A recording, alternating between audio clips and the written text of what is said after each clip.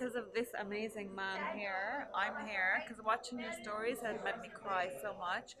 Get better, and one day I'm going to visit you soon in the Philippines.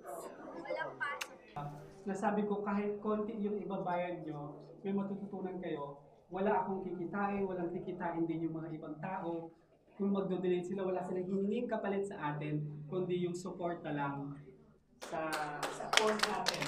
So, I chose Kabayan Cancer Support Group, which I've been supporting since day one. Alam ni Madam Bernadette Chan, who is the president of the KCSG, na pag ang patients with cancer, yung mga fighters, mga survivors, and those who are brothers and sisters na, ayun na, kasama na nung nasa taas, bukas ang aming puso lagi sa kanila.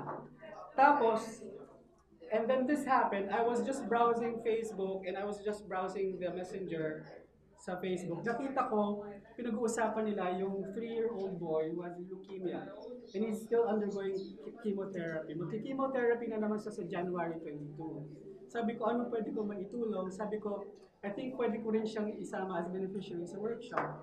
Sabi ko, so, kung ano man po yung inayad nyo kanina, minus yung doon sa kinain at ibinayad natin dito sa venue, yung matitira po doon, yung sukli po doon, paghahatian po ng dalawang charities.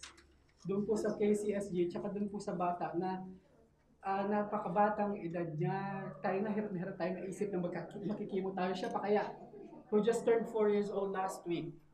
So, to you Baby Red, just stay strong. Nandito kami, your brothers and sisters, yung mga kuya at ate mo, who will always be here to support you. And then I would like to thank also everybody who came na nag-participate sa workshop. Yung tulong nyo po would really mean a lot para po dun sa ating mga beneficiaries, the people with ating brothers and sisters who have cancer, at itong si little baby boy Red na may leukemia.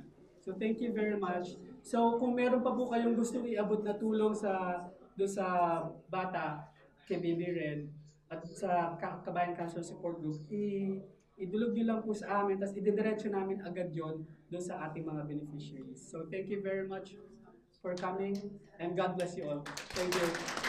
Go fight, baby red!